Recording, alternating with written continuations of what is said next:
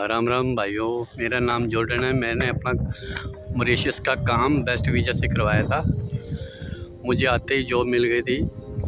मेरा काम ड्राइविंग का है, बट यहाँ पे मैसन हेल्पर की ज़रूरत है। पेंटर में बहुत काम है और जिनके पास कोई स्किल नहीं है वहाँ उनके लिए भी बहुत काम है। हेल्पर के में एज ए हेल्पर जिस भी भाई को मॉरिशस के लिए काम करवाना है बेस्ट वीज़ा से कांटेक्ट करें। बहुत अच्छा काम करते हैं भाई। ये बिल्कुल समुंदर के पास में हमारा काम चल रहा है। ये सामने समुंदर है।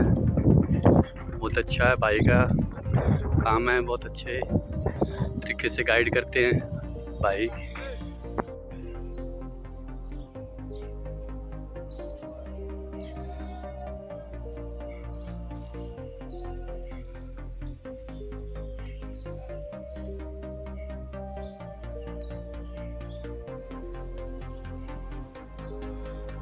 राम राम, मेरा नाम जॉर्डन है।